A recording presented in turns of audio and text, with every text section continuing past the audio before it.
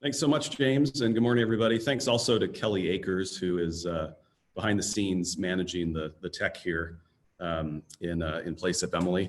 And James and Kelly, Emily will probably not let it go unnoticed that it's taking two of you to perform her duties this morning, but we're grateful to have you here and grateful for all of you that have joined us today for an incredibly important conversation around behavioral health and the challenges we face in downtown and across our city.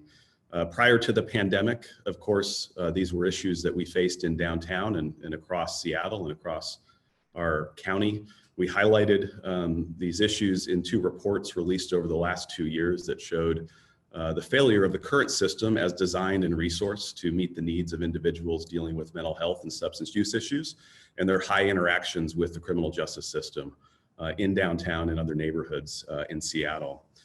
Today, the challenges are just as pronounced and perhaps more visible as we see fewer workers and visitors on the streets of downtown Seattle. I received a video yesterday of a naked individual on the waterfront who assaulted a security guard and then was hit and assaulted by a bystander. I was out walking my dog last night in the retail core and heard the sounds of a number of people screaming, including an individual screaming in an alley between 1st and 2nd Avenue, punching the garbage can. And I can only imagine that the voices he was hearing were much more severe and significant and disturbing than what I was hearing. But that's the reality we face in our city, and we faced for some time, not just downtown, but in neighborhoods like Ballard and the U District in Capitol Hill. We have not found an appropriate set of solutions and interventions to reduce the impact that folks dealing with behavioral health issues are having on our neighborhoods, small businesses, residents, visitors, and providing appropriate intervention to help them, to get them to a better place, a more healthy and safe place and better outcomes. In our city today, there's a robust conversation taking place about what to eliminate, what to defund, what to cut. Today, we've organized a conversation about what to fund, what to invest in, what new approaches we can take to achieve better outcomes for the people in need across our city, across downtown that are dealing with real behavioral health issues, and for our neighborhoods, for our small businesses, for residents, for visitors, for everybody in Seattle that cares about being healthy and safe throughout the day, throughout the night, no matter where they are. We've assembled a panel to speak specifically to some new approaches that they've each embarked on and are considering and are developing, and ask what will be different, what's involved with these new approaches, what can we expect that's different from today and different from where we've been over the last several years. I want to introduce our panelists today. Daniel Malone is the Executive Director of the Downtown Emergency Service Center. He's held that role since 2015 and served as the Deputy Director for a number of years under their longtime leader, Bill Hobson. DSA was founded in 1979 as an emergency shelter in downtown and has grown to be one of the most comprehensive providers of services to the chronically homeless across our region. Lisa Dugard is the Executive Director of the Public Defenders Association. She's held that role since 2015 and been with the organization for 14 years. This is not in Lisa's bio because she's very modest, but I will also note that she was a recipient of the MacArthur Genius Award and Fellowship last September.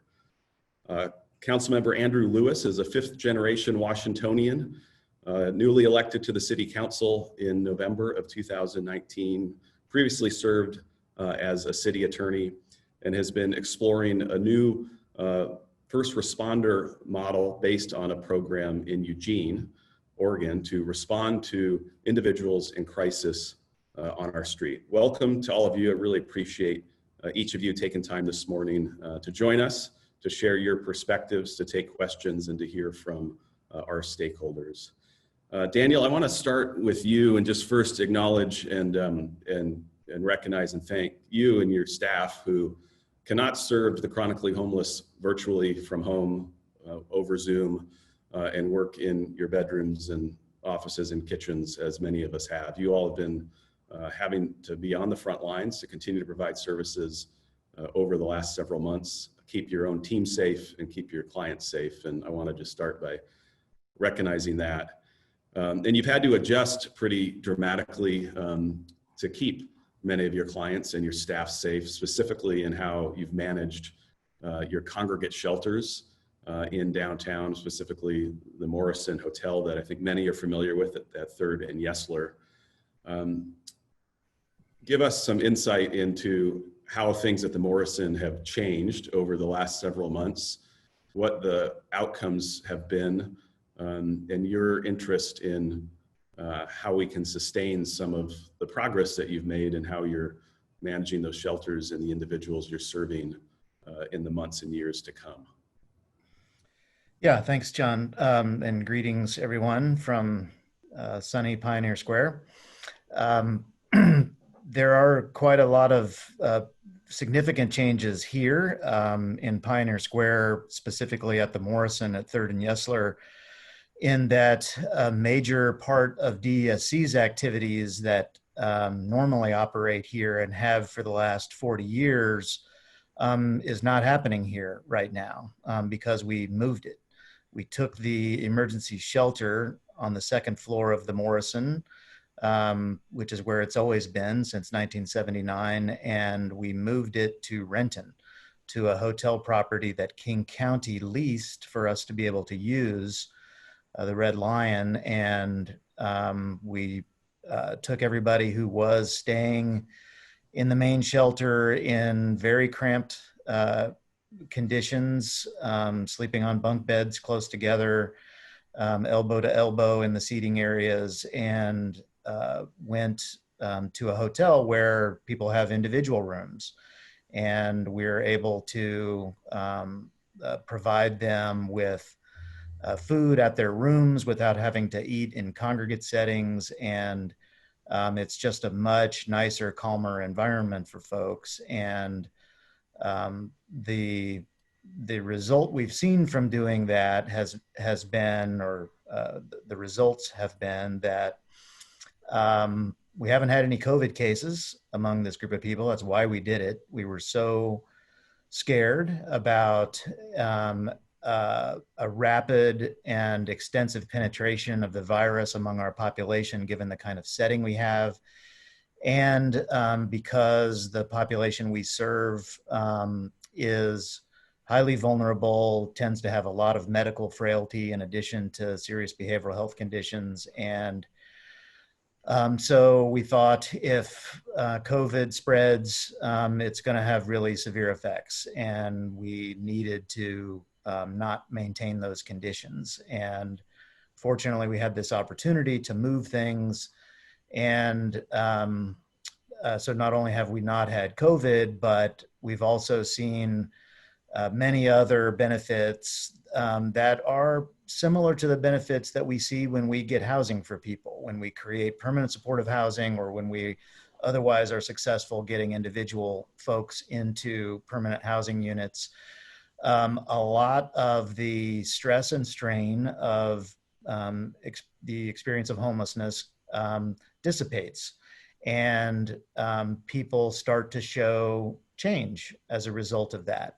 It doesn't make conditions like schizophrenia and the symptoms associated with that go away. It doesn't make substance use disorder go away, but it does give people a much better chance to have an environment to contemplate and start to tackle those issues. In fact, that's some of the observation many of our staff have made, that people are previously at the main shelter consumed with everything they can't do because they're focused on their health problems, they're focused on hanging on to their stuff, they're focused on, you know, the annoying behavior that's immediately next to them and all of that. And that has really changed a lot in this calmer environment where people have the more of the things a lot of us enjoy in our lives, of the ability to be alone and have privacy and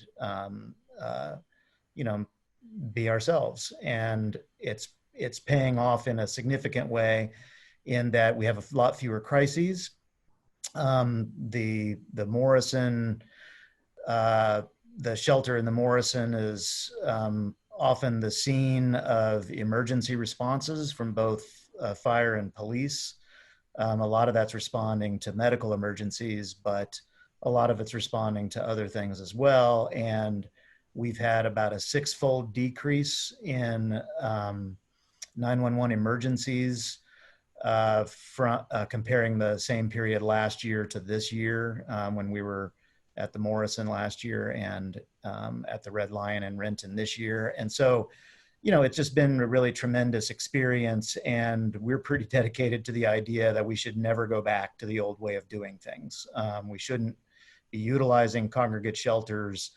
And in part, that's because when people use shelter, they actually need it for much longer than anybody would want them to have to need it, because the housing is still not there for folks. And it might be one thing to sleep people together in one big, gymnasium or something after a natural disaster, when we know it's just going to be for a few days. When it's going to be much longer than that, it's just not appropriate to have people crowded together, especially people with the kinds of needs that the population we prioritize have. And so we're working very hard to use the lessons of this move to not have to return to that old way of doing things. And last point I'll make here that I think is relevant to downtown Seattle considerations that's come up. So the city of Renton has expressed concerns from the outset about having a large shelter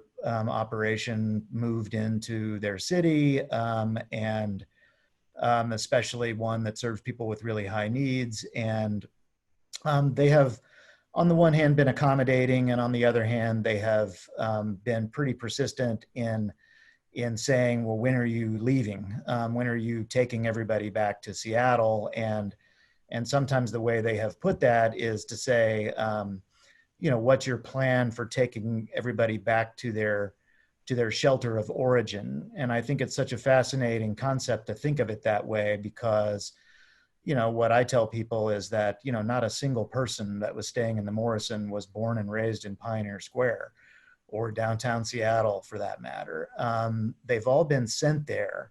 And really, they've been sent there by crisis systems. They've been sent there by every hospital in King County. They've been sent there by every law enforcement agency in King County, because folks have been encountered in every community in King County as needing something additional that wasn't able to be provided for them in those various communities. And so they get sent to downtown Seattle. They get sent to Pioneer Square, and it takes us way too long to help them find the long-term solution to their needs of both the housing and the ongoing care that they need. And so it's been just in a weird way, a great experience, despite all of the added stress of this pandemic, to have this unique opportunity to suddenly do things differently and see probably what we knew would happen, which is that you give people something that is closer to the experience of housing, and you're going to see results that are closer to what you see when people are housed versus still on the streets and in shelters. I'll stop there. Danny, what's your outlook for being able to not go back and to expand on what you've done and deconcentrate folks from some of these facilities into better situations and environments? I mean, my fingers are crossed so hard that, my knuckles are getting raw here, but we're working, and we've received a lot of interest from a lot of people to produce this long-term solution the way I talked about. But the money hasn't materialized yet for how we're going to do that. I guess the way I'd put it is, what we're looking for are several hotel properties, or it could be other type of setting, maybe a nursing home or something where there are individual rooms that's vacant, that we could convert to a shelter use instead of having people in environments where they share sleeping rooms and all of that. And so there is interest, I think, at the governmental level at both King County and the city of Seattle. There is interest among lots of other people that I've talked to in business and to try to come up with these solutions. There could be some resources from some of the various coronavirus relief money from both the state and the federal governments, but there's not a extremely clear path for making this work. What I want to see happen, just for DSE's needs alone, and there are many needs beyond DSE's, but what we're promoting is to, for us to not have people in any of these settings where they sleep in bunk beds, which is most of our shelter beds, although not all. We still have other congregate settings that are at least they're smaller and people aren't grouped together in huge numbers. But the ones I want to try to not have to go back to comprise 383 beds. And what I'd like to get are 3 hotel properties, each with a roughly 128 beds in them. And that's what we would move these operations into, and not go back to the main shelter in Pioneer Square and to a shelter that we've operated the last few years in Queen Anne, in a City Light building on Roy Street. Great. I want to turn to Lisa, who has led, for those not familiar, created and led the law enforcement assisted diversion program over many years in Seattle. Started as a pilot in Belltown in 2011. It has evolved and grown and expanded geographically over those years. And within the last several weeks, Lisa, you received some investment from the County Council for an enhanced version of LEAD focused on the Pioneer Square neighborhood, an area that we've continued to see significant challenge in a large behavioral health, a large population of folks dealing with behavioral health issues that are largely unsheltered out on the streets. What is the approach that your program that you've called Co-Lead, what's the approach that you're going to be taking in Pioneer Square? What are the outcomes you hope to achieve? What can folks expect to be different in the neighborhood a few months from now, a year from now? Thanks, John. It's really great to be with you all this morning. And I've gone ahead and thrown some 7 key points in the chat, just in case we wander off point. And I want to just name them before I launch into the story of what we've been trying to do and why. Because these are threads that folks listening might want to come back to now or later. One is just acknowledging that we're super fortunate in Seattle to have incredibly visionary and courageous business leaders who tend to work backwards from, we need things to work. We're open to anything that could work. We embrace larger social justice and equity goals. That's not true in every community, and we really benefit from your leadership. And a business community that takes that approach deserves to get a system back that really does deliver on reasonable order and safety goals. 2, wherever we're going, it has to actually be effective. This has been the watchword of our work with LEAD for the last 9 years. There are many barriers to that, for sure. 3, COVID adaptations to social service provision, especially for the most marginalized people out there, are substantially more expensive and involved than any funders are yet really acknowledging or building into contracting models. Require more staff require hazard pay, restructuring everything is costly. 4, there's a lot of discussion about crisis.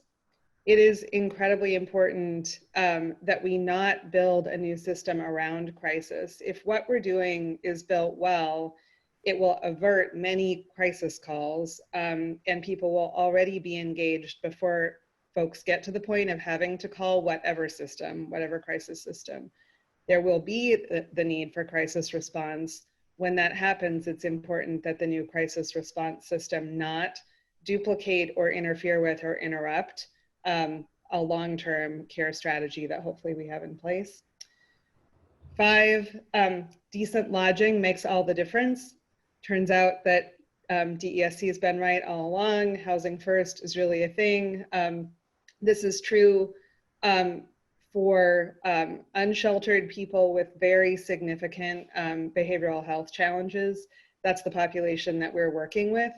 I will say that in general, that population is being left out of any intentional planning. And that's not, we can't let that continue. And then 7, in many ways, the most important point today is that there is so much, this is a time of great anxiety for people who are living on the street of the city and people who are trying to reopen their businesses and people who are worried that they'll sustain their jobs, political officials who are worried about whether they can effectively rebuild a system for public safety. What's really promising is that there is energy, vision, and genius coming from quarters that have not traditionally been in the driver's seat in creating approaches to safety and order, and that is BIPOC community leaders. And I think that while, you know, construction is messy and uncertain by definition, the ingredients in the mix right now for a new approach to safety are more promising than they have been in all of our living memory. So I hope people will hang on to that spirit of optimism and promise that this moment holds. There's no reason that this can't all end up better than it was when we started. And that's where my organization is committed to seeing us get. To your question, John, so those are the threads that I see, you know, as needing development and exploration. What we've been doing, so when you last turned into the LEAD channel, you may recall that there was a big debate last fall about taking LEAD to scale. No approach, however effective with individuals, is going to look like it is responsive to mass public order problems unless it is scaled. LEAD has never been scaled, and we were just beginning after much struggle due to support from the City Council and the Balmer Group. We were just about to take a major step towards scale when COVID hit. And that meant what we started to see was that all systems, whatever you think of these systems, they all pulled back from the population that we were meant to engage. The police got guidance not to engage people up close unless it was really urgent. And so low-level public order issues were not that. Encampments were not supposed to be dispersed under the CDC guidelines due to COVID spread, so people stayed by and large.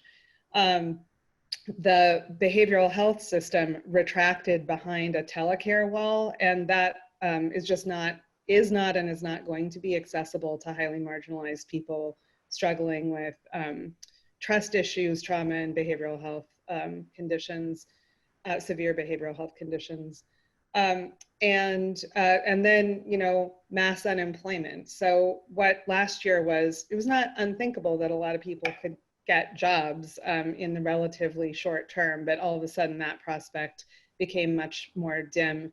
So essentially everything changed. And for us running programs that were based on field engagement, you know, I don't know if folks realize this, but getting PPE, it was like my full-time job to find ways to get masks and gloves for people for 3 weeks. I know Daniel, like, we spent a lot of time chatting to one another about how we were going to manage this. We all got on lists, you know, government lists for PPE, and very wise person in county government said to me, sure, we can put you on the list. That's sort of like getting on the coordinated entry list for housing. You're on a list and we will never get to you, but no problem, we'll put you on there. So we all had to figure out how to keep our staff safe and be responsible to them, more or less on our own. We commissioned, you know, a public health expert to design a specific COVID transmission protocol that was relevant to what we do and what lead case managers and outreach workers at Reach do, because it was pretty unique to that job, and that took resources and it took some time. Anyway, we rapidly recognized that what was about to happen was that there was a withdrawal of all systems, the population living unsheltered, engaged in low-level law violations and problematic behavior that might or might not amount to a law violation was growing. And there was no other plan to reach them. So, and we suddenly had, a significant amount of funding, but we couldn't immediately do what we had planned to, which was, reach, just sort of steadily augmenting the number of case managers and getting referrals of clients from police, because there were no police contacts generating those referrals, and Reach wasn't instantly in a position to augment those case manager ranks. And more importantly, the case management model that we were using was helping people navigate a system that was gone. So we decided that we needed to do something quite different, in addition to trying to maintain and sustain sort of LEAD 1.0 at a baseline, because we're caring for, the lead case managers at Reach are supporting hundreds and hundreds and hundreds of people. But in terms of responding to new people and new problems as we had planned to, we stood up a new program called Co-Lead, which was different in a number of ways for the COVID period. Co stood for COVID, community, and co-responder.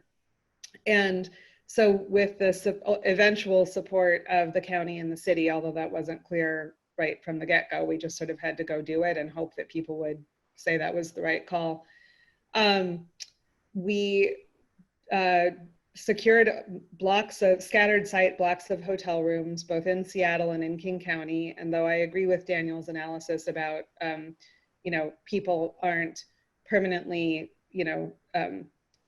tied to one block, one neighborhood, one city, in terms of where services are being provided, we also wanted to make sure that we had sort of a geographic diversity in responses, so that we could not bring everybody we were working with outside of Seattle into Seattle, and not take everybody we're working with in Seattle outside of Seattle.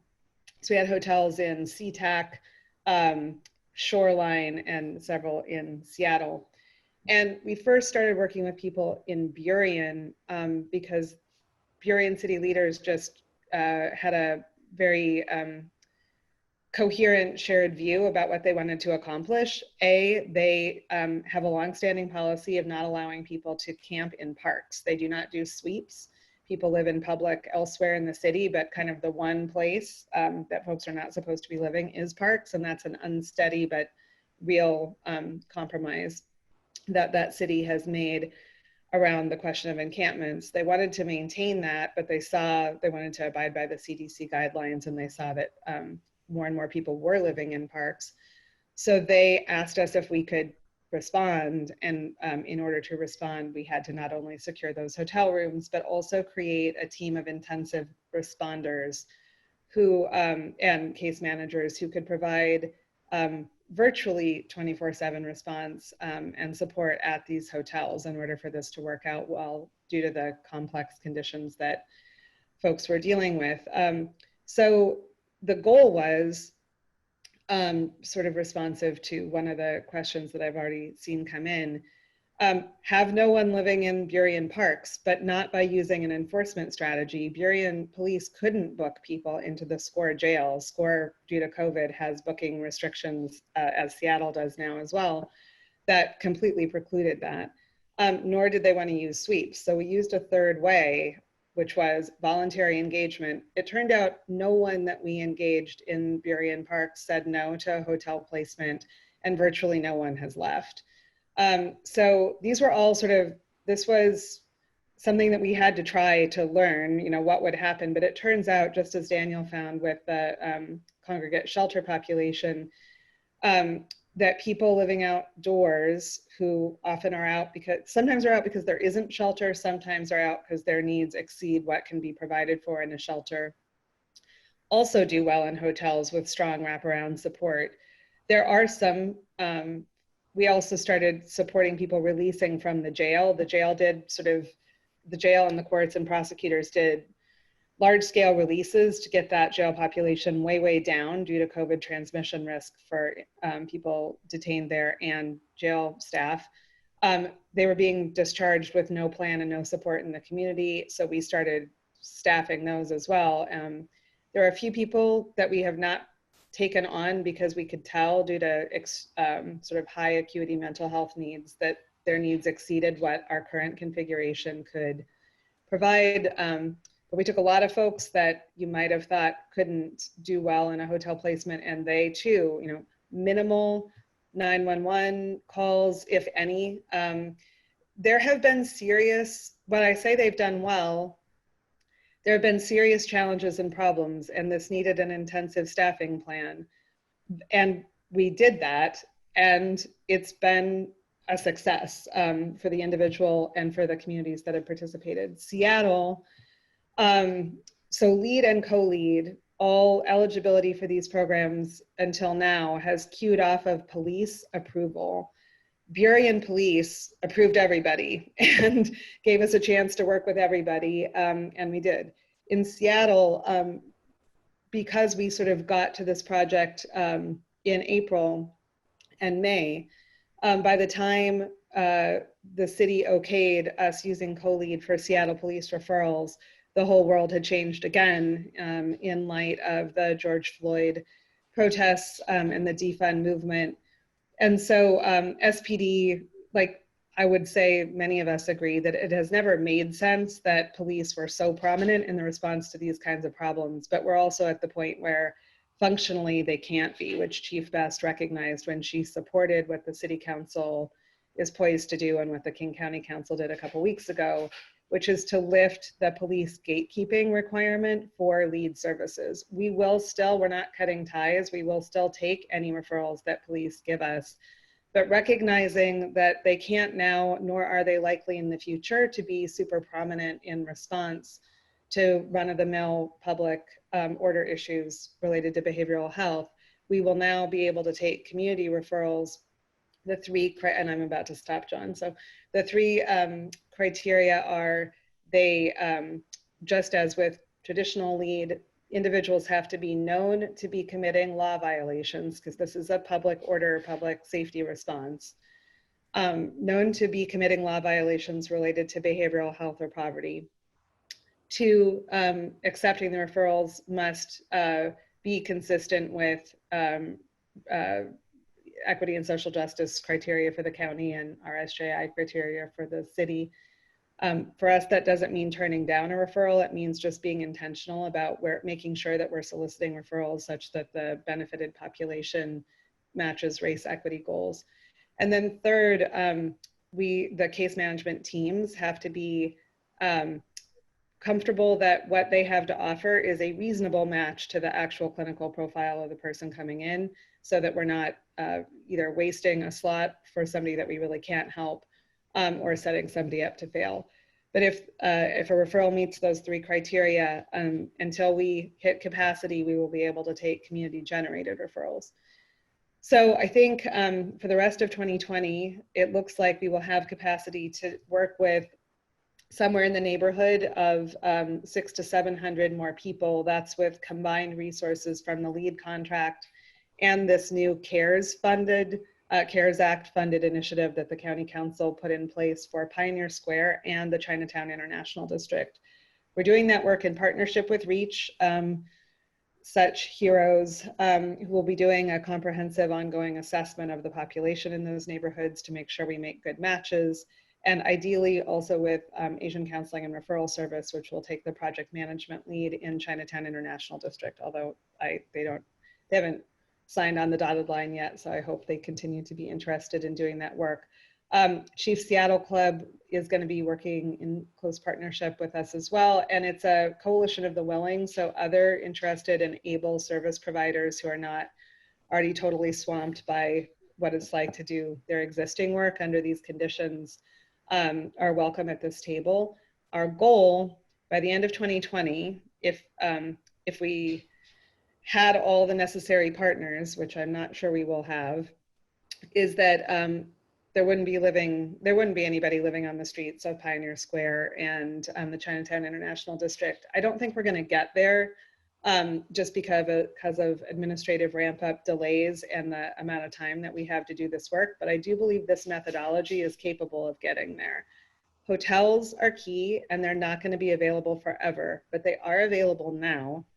They are not being purposefully deployed toward the unsheltered population at this moment, except through these programs. So I hope to see more intentionality from city and county leaders in securing that resource until the permanent supportive housing landscape becomes much more open. Hopefully the plan to get there over the next couple of years will come to fruition. I know there are a number of strong models to get there. Our job, as I see it, is to cover that gap between now and then with a plan that results in the streets looking radically different than they do today, allowing businesses to operate without people living on their doorstep and putting people in a position where they can really thrive and survive this period like the rest of us are, with some anxiety, but with reasonable confidence that folks are coming for them and gonna support and take care of them. And in the model in Pioneer Square, Lisa, it sounds like you're building that off of your experience in Burien and the real critical component of having the housing, not housing as we understand it, but motel space, rooms that you can make available to people that you're engaging with, whether they're in a park or on the 2nd Avenue extension in Pioneer Square, where we see dozens and dozens of tents. Are you taking sort of those Yes. lessons and that model and applying it to this part of downtown?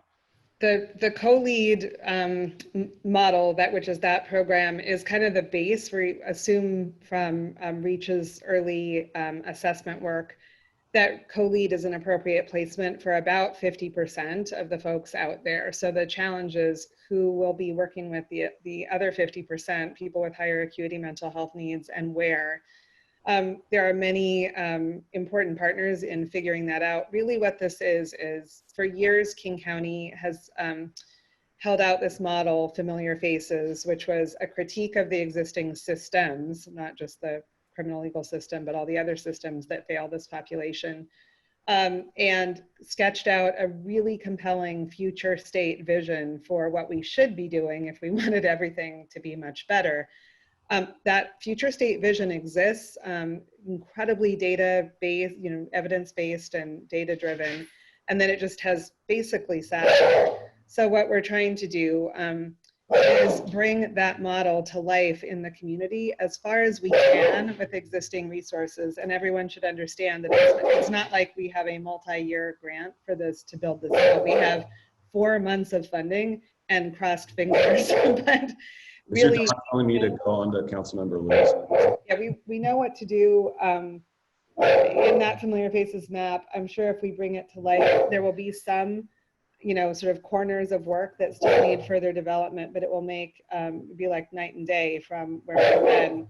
And so I just can't say enough about the partnership of community-based experts who are prepared to do that work and demonstrate that we can do much better, not only than where we are today, but where we were before COVID, and we want to illustrate that.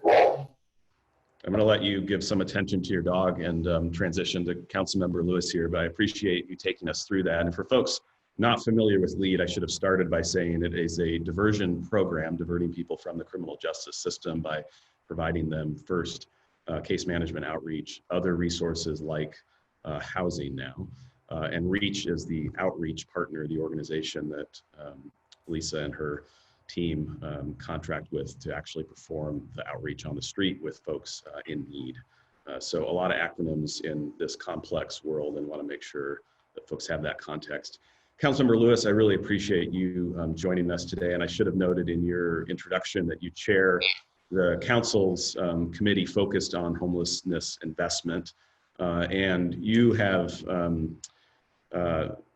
been speaking over the last several weeks about a couple of models from other parts of the country that deliver a first response to folks in crisis, to the community includes mental health professionals, caseworkers, and others.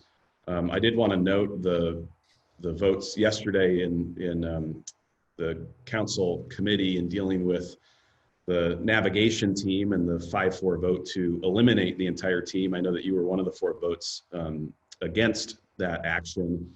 As the council, the majority of the council at least, contemplates taking away teams and responders and a system that we've had in place for dealing specifically with encampments, how are you thinking about what needs to come in its place? And I know that's not something you supported, but I want to better understand what you're thinking is, what you're learning from folks in Eugene and Denver, what this model would look like. What could people expect to see?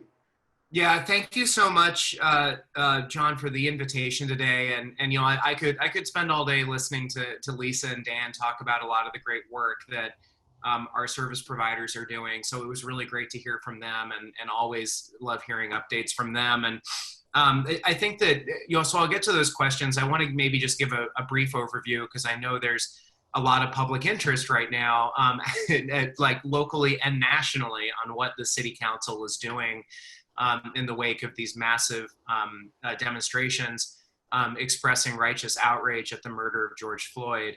And I just want to take a brief step back before I get to those questions. And, you know, I just want to say too, John, you know, I don't think in my lifetime that I've seen downtown in as rough a shape that it is right now, in terms of people working remotely, so the spaces aren't activated, you know, retail that is boarded up, a massive proliferation of encampments in the downtown core. And, you know, I think that to be a resident or a business downtown right now really is scary. And I see it every day when I walk down to City Hall to, you know, to do a little bit of work in the office, walking from uptown to downtown. And I really feel for what is happening in our downtown core and for the work that DSA is doing. And I just want to say, you know, I know that there's been one thing that I get a lot when I talk to downtown residents about defunding, or about sort of these changes to public safety that the council is considering, is people are really concerned that a shift in these services or a shift in these strategies are going to result in an even more deteriorating public safety situation downtown. And, you know, I talked to a lot of downtown residents who just cannot believe that anyone out there supports defunding of the police. But we've seen, you know, I think 3 polls now expressing widespread support for some kind of defunding plan that reinvests those resources into alternative methods of providing public safety, which Lisa and Dan sort of alluded to a little bit. And I think really underscores that a lot of the core public safety challenges we talk about when we're talking about downtown are connected to our longtime inability to effectively respond to chronic homelessness in the city of Seattle. And they're really inextricably linked, which is why I'm really proud to be the chair of the Select Committee on Homelessness, to start looking at how we can do things differently. So now to get to the crux of the questions you asked. And before you go there, Councilmember, I just want to note on the time, we do want to extend this to the extent that our panelists can stick around to about 10:10, and to our attendees that can stick around, just so that we provide enough time for questions and discussion. These are complex issues, and I wanted to allow each of our panelists to really sort of give us their perspective, but also want to be mindful that I think there's a lot of interest in sharing perspective and questions. So if you can all stick around, I would greatly appreciate it. I understand if you can't, we ask you until 10, but to the extent you can, that'd be great, and I'll turn it back to you. Great, thank you. And I'm happy to stick around a little bit longer. I figured it would go long, so I put in an extra 20 minutes on this on my calendar. So, and there's a lot to talk about. So in terms of the new systems of first response, I think it's important to emphasize that this is not just a deductive conversation about taking resources away from the police. It's additive, right? It's what are we going to put in place that is going to provide first response if we are going to shrink the role of the police department. One of the most interesting pieces of information that we've received as a council, and I will say, contrary to some narratives that have been out there, the city council has been working very closely with the police department in terms of aggregating and collecting data and information to really understand how we can drive long-term conversations around restructuring. One of the most interesting things we learned from analyzing the 911 data is that 56% of the calls the police respond to are non-criminal calls. And I don't mean that they're nonviolent or that they're, like misdemeanors, that they're non-criminal calls. And they tend to be related to something that's, like a welfare check, behavioral mental health, intravenous drug use, or some kind of public health related nexus, or like a citable offense. These are calls that could be handled by a different kind of first responder more effectively and perhaps actually more affordably. And Councilmember Peterson, I think, made that point very eloquently yesterday, saying like, look, this is also about good government. It's like, this is about, making sure that we are expending resources efficiently and effectively by sending the right first responder. And it's also, I think, about our charter obligation. I think we have an obligation to provide public safety for the health and welfare of the city. And I don't know that we're doing that if we're sending an armed police officer to certain situations where they are not the best situated first responder. So some of the things that I have been looking at, and I'm glad you noted, I was one of the votes against completely abolishing the navigation team. I will say, that decision was made. I respect that decision by my colleagues. And I really think now the conversation is, okay, what are we going to do to replace the navigation team? So that's the work that we need to really be dedicating ourselves to. And I think that's related but separate from this first response discussion. The model that you alluded to earlier, John, that I've been looking at is called Crisis Assistance Helping Out in the Streets, or Cahoots. It's a model from Eugene, Oregon that's been replicated in other cities, including actually close to home here in Olympia. Some folks have worked on something that's similar to Cahoots. I had a town hall recently where I had people from Denver who talked about their pilot that they are standing up. And it's basically a low acuity first response, so responding to public health related calls, hardwired into 911 dispatch. So 911 dispatchers can send the Cahoots people directly to a scene without police assistance as a separate first response. They respond to about 24,000 calls a year in Eugene. They request police assistance only 150 times out of those 24,000 calls, but they can request police assistance if they get there and it's clear that it's a public safety situation that requires police. But they elect to include them, as the situation requires. I think that's an interesting thing to look into, because one thing I want to avoid in this conversation around defunding is a lapse where someone calls 911 and a responder doesn't come because we've defunded and laid off the police. I want to allay the concerns and fears of people here if that is a concern you have. The council is not going to engage in mass layoffs like that without having additive replacement services. And we're working on what those are going to be and how they're going to be developed. We did proviso about 100 officer positions via amendment yesterday. Those provisos can be lifted if we're not successful in bargaining those changes. Basically, I think the best answer is there might be up to 100 officers that are laid off this year, but it may be less if we elect to lift those provisos in the fall, because we need to bargain these changes before they can be implemented. So as it stands right now, there's not going to be a lapse in 911 response time. We need to keep working on what some of these alternative types of first response can be. I want to address, because I know there's a lot of questions in the chat real quick on the navigation team question. I think that there are certainly better ways we can do the work the navigation team was doing. And to be clear, I wasn't a huge fan of the status quo around the navigation team. I was just concerned about defunding it before we had come up with a completely scaled up and public plan on what we would replace it with in terms of our work with, honestly, programs like Co-Lead, as well as the work that Reach as a partner does. So I think that we can do that.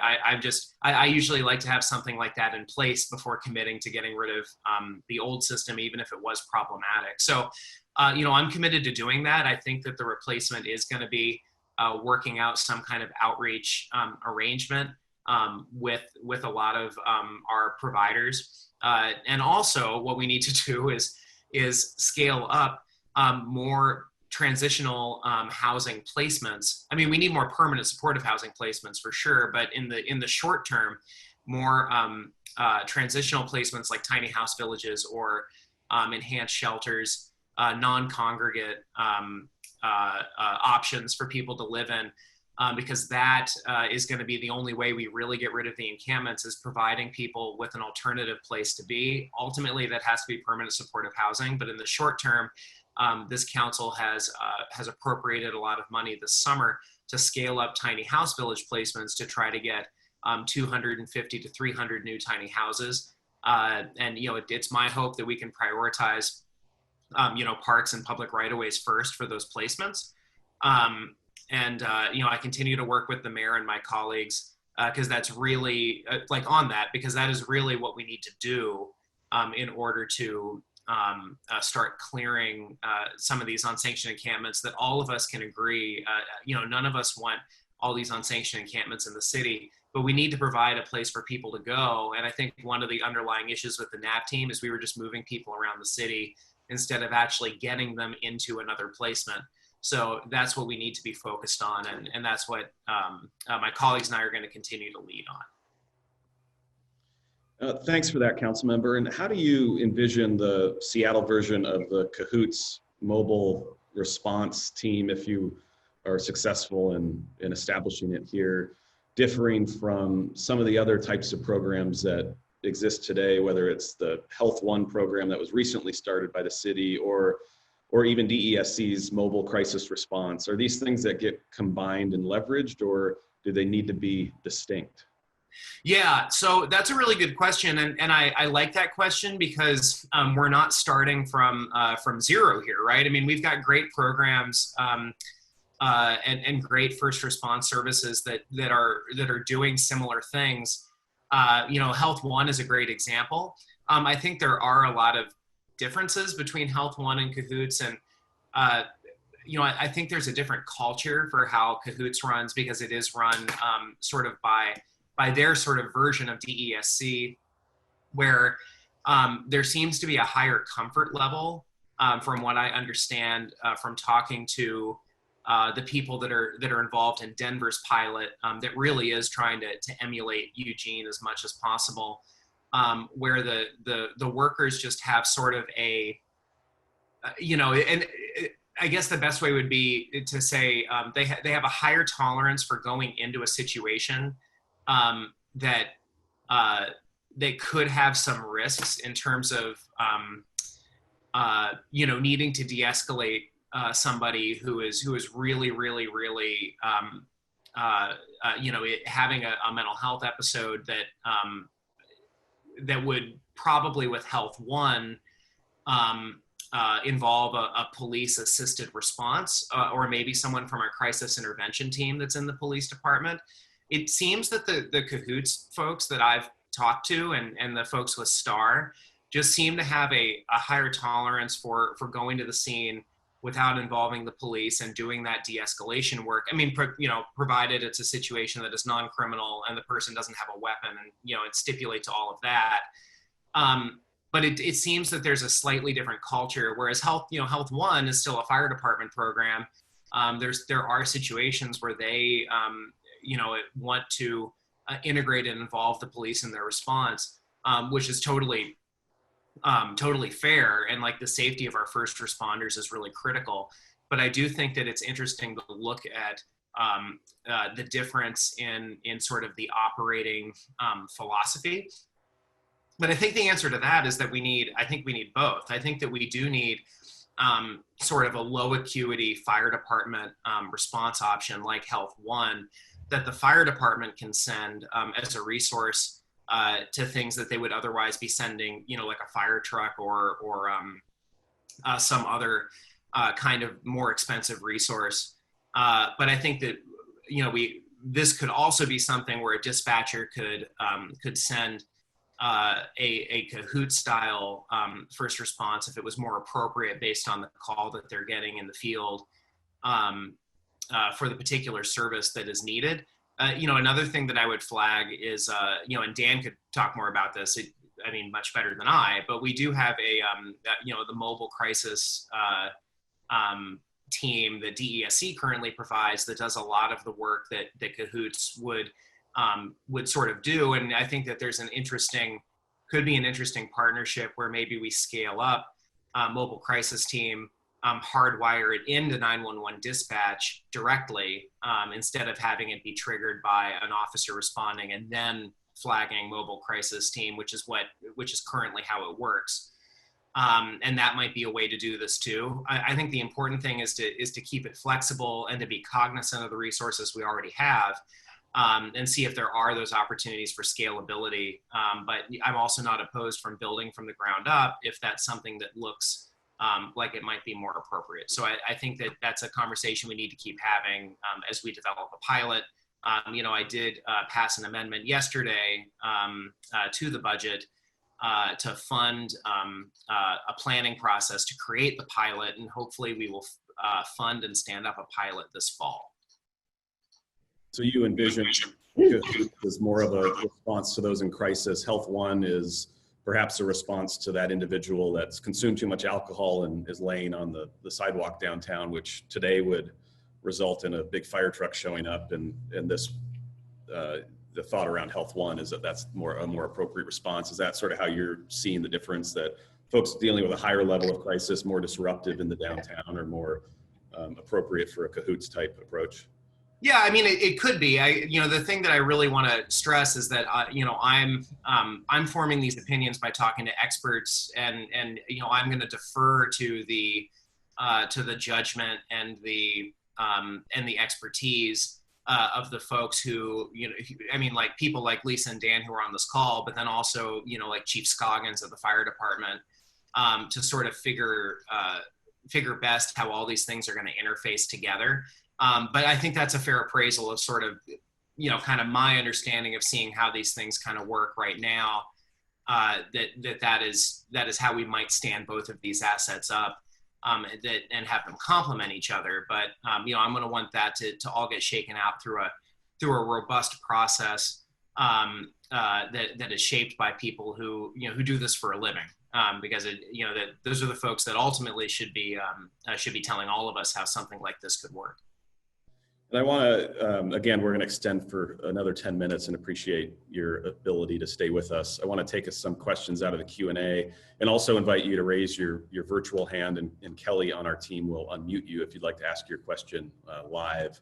Of course, we're attempting here to distinguish between those dealing with significant mental health and substance use issues on our street in crisis, and recognize that there's still a fair amount of crime that occurs in downtown. Before the pandemic, obviously, we witnessed the tragic shooting at 3rd and Pine in late January, and a really active drug market that led to a significant amount of criminal activity. There's a question in the chat box, Andrew, around the proposal that you had made at the time around a local police precinct around 3rd Avenue. I wondered if you could speak to maybe your perspective on the status of that, and just your perspective on the importance of police presence generally in downtown, an area that's grown significantly in recent years, that still experiences crimes against people that have been on the rise over the last 2 years. Yeah, no, I appreciate that question. And it's something that I haven't forgotten, that sort of the first crisis this year was that shooting at 3rd and Pine. in what has been an extremely difficult year for us as a city, given that quickly became compounded also with with COVID, the West Seattle Bridge, with the massive demonstrations. But I haven't lost sight that the first crisis of the year was this horrible mass shooting at Third and Pine. So I remain committed to that. I think it's still a good idea. I supported it at the time. I still support it. I have not heard anything about it from the department or the executive since then. But I'm happy to renew those conversations. I think it's been sort of subsumed by all of the additional crises that have been rolling in since then. But I want to emphasize, and this is really important, through all of these conversations around what the future is going to be of the police department. I've always said, and I think most of my colleagues have said on the council, we still are going to want the police to be responding to crimes. Like, there is still crime in the city. There are still exigent public safety situations that require armed officers to respond. We're not talking about, one sort of thing I get a lot in emails or, angry constituent office hour calls, which are fair, right? Is saying hey, my car was broken into yesterday. So you're going to just send some social worker, to respond to that when I call the cops, or if someone breaks into my house, you're going to send some social worker. And I was like, no. If a crime is happening, we're going to send the police. The police need to be responding to crimes. But if it's one of these 56% of calls that is a non-criminal call, where we are currently sending an officer to muddle through some situation that is public health related or welfare check related or has some other non-criminal issue, we want to send a different first responder for those kinds of calls. I think that in terms of the precinct as a strategy downtown, a pop-up precinct, I would put that in basically the same category as that. I mean, if it's a strategy to respond to criminal activity, yeah, police presence and police involvement is something that we want.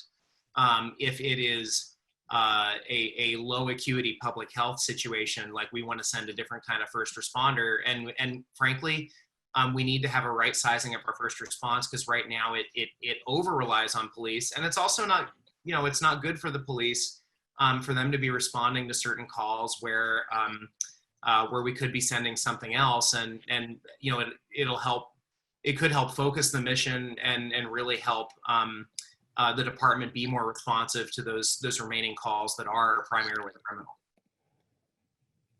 Thanks, Andrew. And Daniel, a question for you in the chat, just about the prospects of extending the lease at the Red Lion in Renton, and then whether you've had concerns from residents about being relocated from downtown Seattle to Renton. And I don't know if the question means the residents that have been relocated from the shelter to the Red Lion, or the residents of Renton. I know you've heard from elected officials and others from Renton about the location, but what are the prospects for it to continue? And then what are you hearing from residents in general?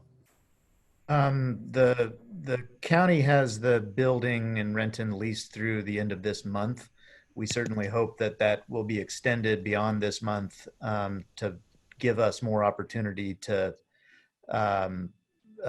enact this vision we have for acquiring other properties. We don't necessarily assume that property in Renton is the long-term location for doing some of this kind of hotel-based work, but we do want it to be longer than it's currently set up to be. And frankly, the city of Renton is trying to kick us out through a kind of a violation process that they're issuing there based on land use issues. I guess that's the answer. Yeah. Great. Kelly, are there any virtual hands raised and folks that want to ask a live question? No hands raised at this time. Okay. I can, Except for Lisa. Lisa, I wanted to take on what I feel like was the hardest question that I saw in the Q&A about actual danger. And I want to just say, so I hope everyone can allow for an evolving understanding of what will work best to respond to dynamics that are or feel or are perceived as dangerous, to make best use of police resources that remain. There are some situations, I think almost everybody who does this work and almost everybody marching in the streets concurs that there's going to be not everybody, but almost everybody concurs there's going to be an ongoing role for police. And the point is to ensure that that only occurs when it must, because we don't have a better plan or a better response.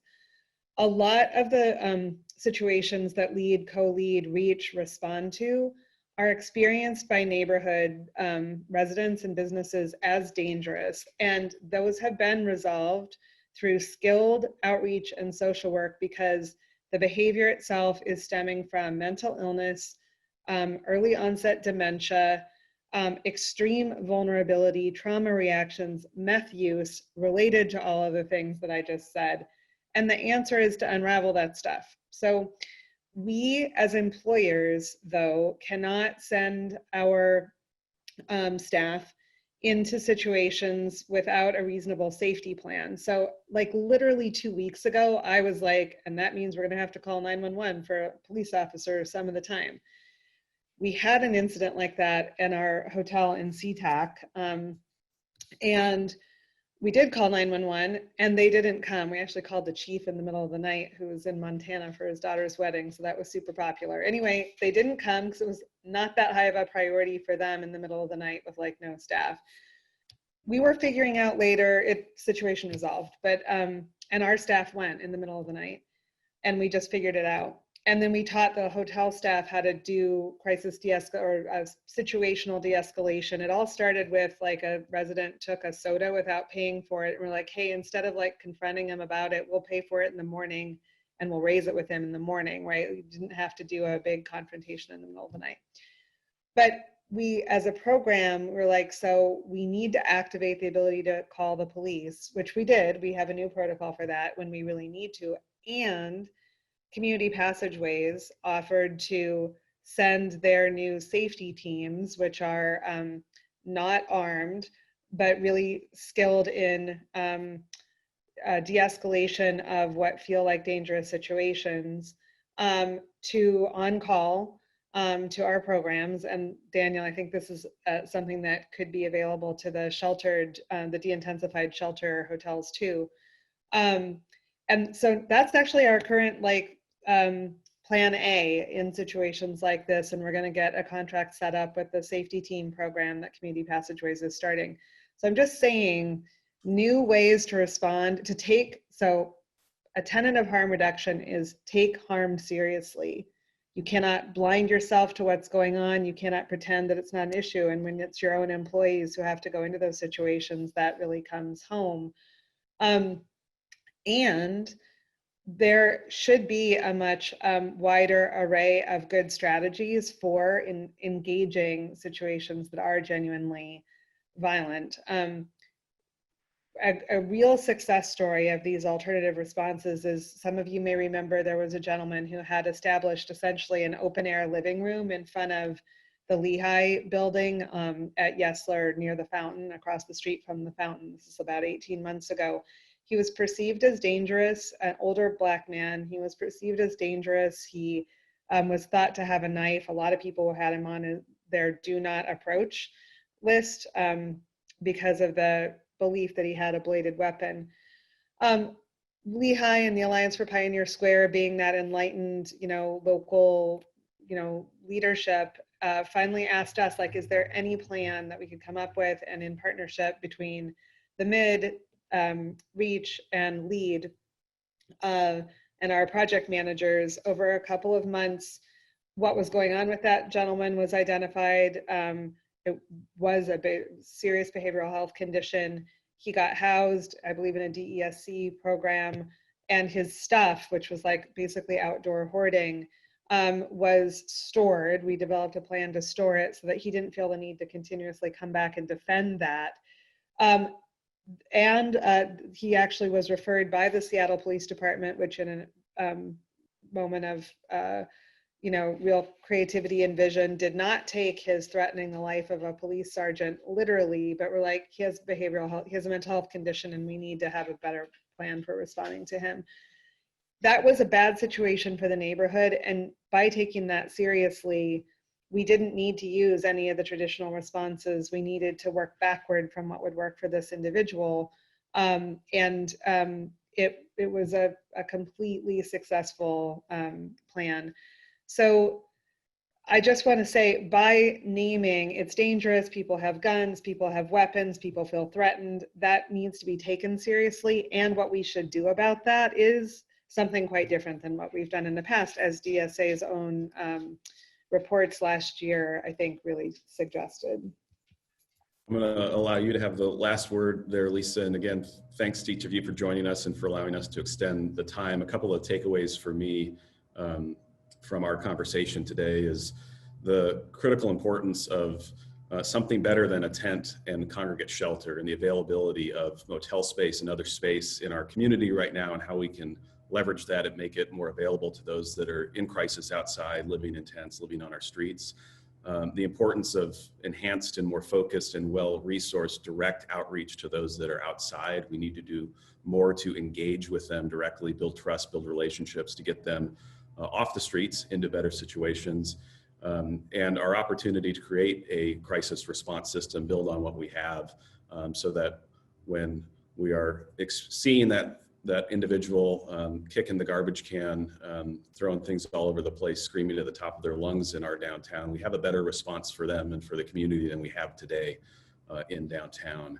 As an organization, we remain committed to focusing and working back from outcomes. The outcomes we want to see are a healthy, safe downtown for everybody, and just and effective interventions to meet the needs of those that are dealing with crisis on our streets, as well as the neighborhood that is working to get back on its feet. Those small businesses, the restaurants, the retailers, the residents, the visitors, and workers that all want to see our downtown come back stronger than where we left it. So thank you for joining us. Next Wednesday, for DSA members, I will host a conversation with President and CEO of Visit Seattle, Tom Norwalk, on the state of tourism and what will be different long term as we look forward to recovering both business and leisure travel in our downtown. I welcome you to that event next Wednesday at 9. Thanks again, Daniel, Councilmember Lewis, and Lisa, and all of you for joining us. Stay healthy, stay safe, be well, everybody. Okay. Thank you. Bye. Thank you.